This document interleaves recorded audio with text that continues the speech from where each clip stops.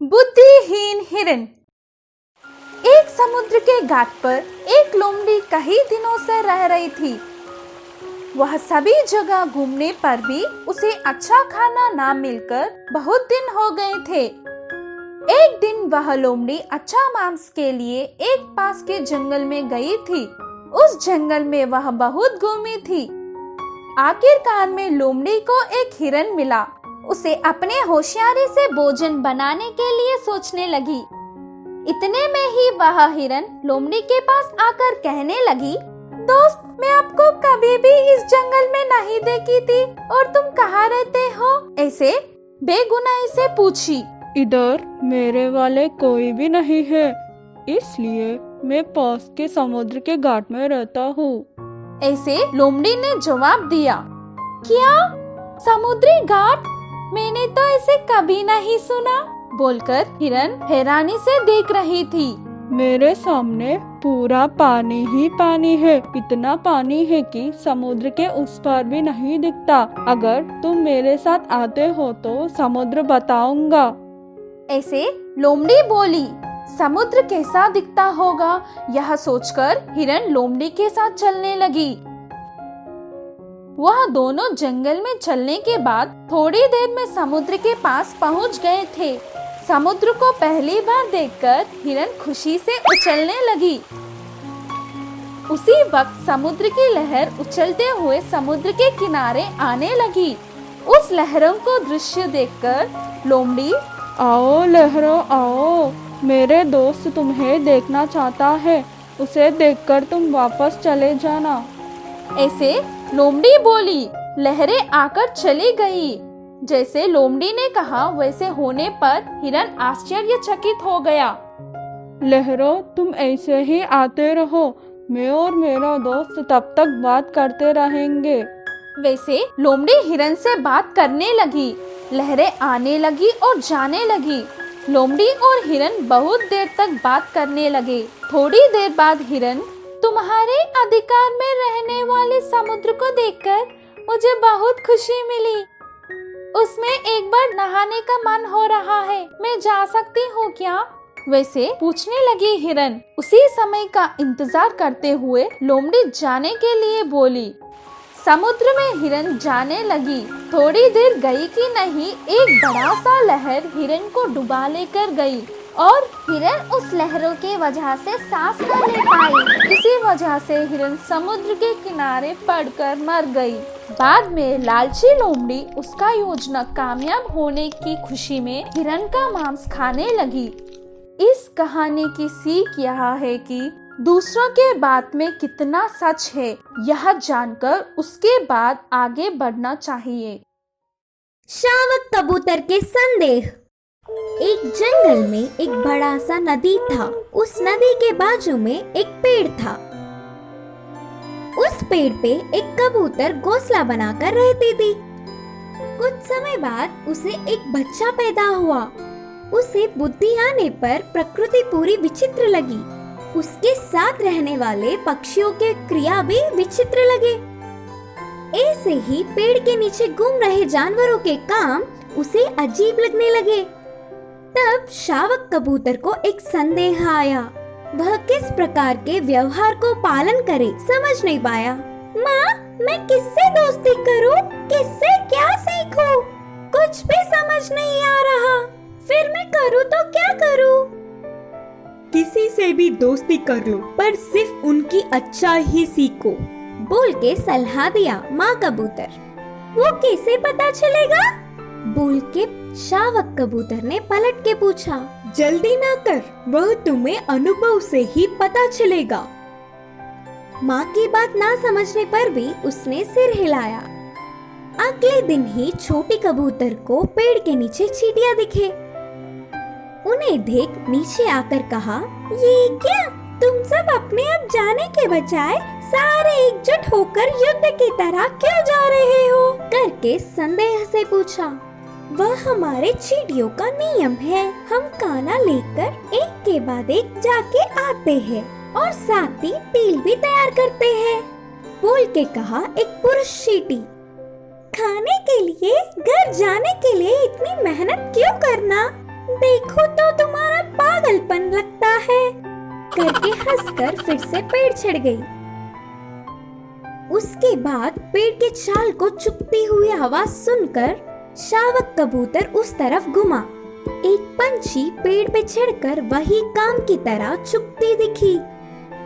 हे, क्यों ऐसे तुम्हारी चोंच छुपा रहे हो? करके चिढ़ाते हुए कहा।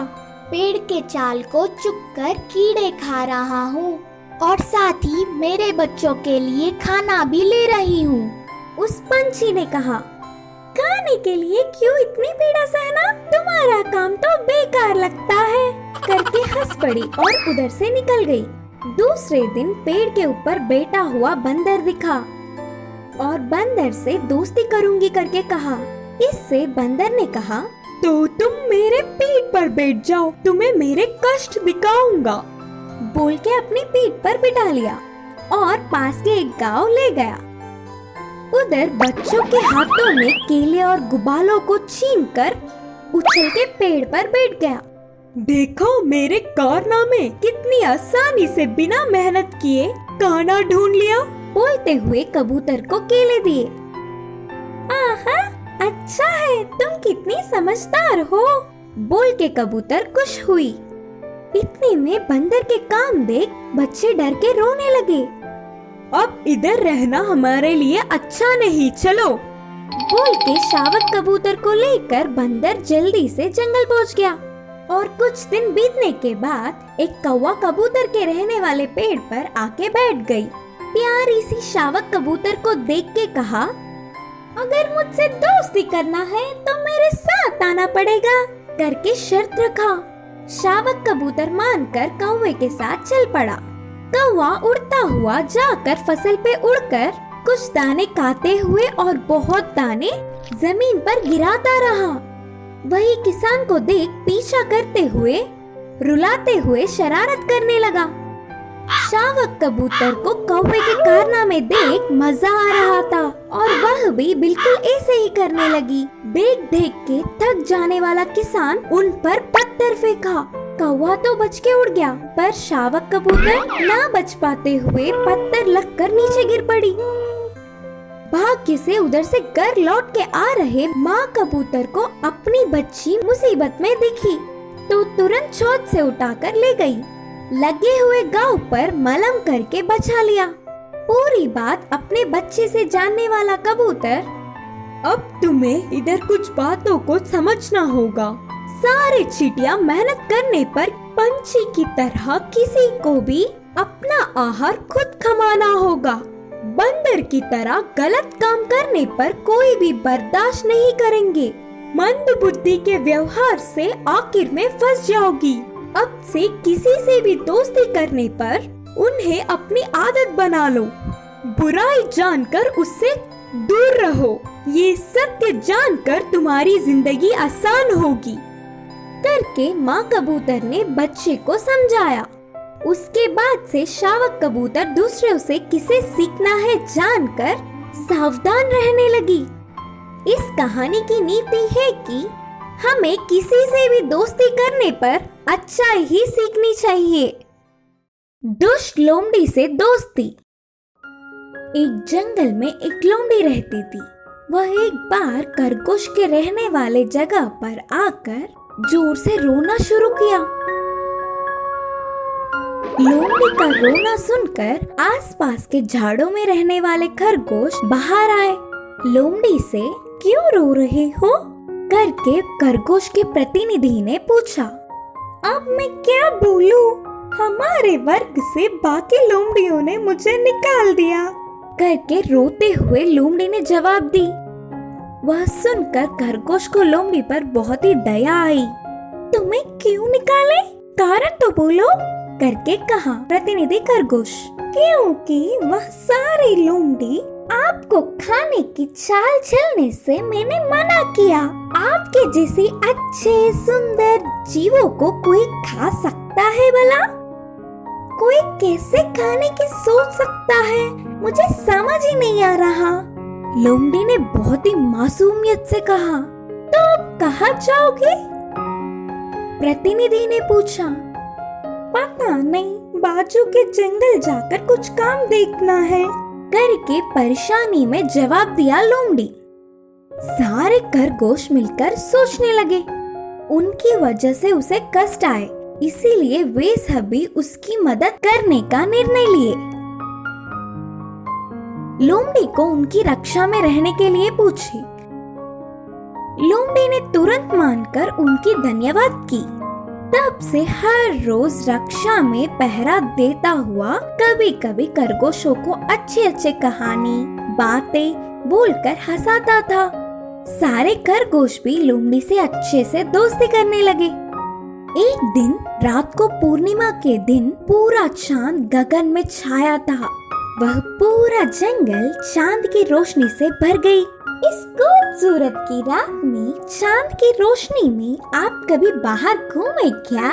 बहुत मजा आएगा, बोलकर लोमड़ी ने खरगोशों से पूछा। डर के कारण उस जगह से दूर नहीं गए करके कई हुई खरगोशों को लोमड़ी तुरंत ले जाने का निर्णय किया। मेरे होते हुए आप सबको डर कैसा? ऊपर से इधर पास में ही एक पुल भी है, उधर आपके प्रिय चांद भी आएगा, अच्छे से बातें कर सकते हैं करके लोमड़ी के समझाने पर सारे खरगोश खुशी से चल पड़े। कुछ दूर जाने के बाद लोमड़ी ने चिल्लाना शुरू किया। क्या हुआ देखने से अचानक से जंगल के सारे लोमड़ी भागते हुए उधर आकर खरगोशों पे हमला करने लगे। अचानक से ना सोची हुई घटना घटने से खरगोशे डर के इधर उधर भागने लगे। बेचारे कुछ खरगोश लोमड़ियों को मिल गए तो किसी भी तरह प्राणों को बचाने वाले कुछ खरगोश बहुत ही कठिनता से अपनी जगह पहुंचकर चालाक लोमड़ी की चाल को याद करके उदास हुए।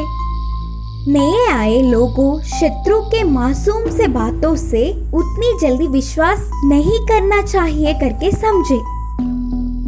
इस कहानी की नीति है कि दुष्टों से दोस्ती हमेशा बुराई की ओर ही ले जाता है।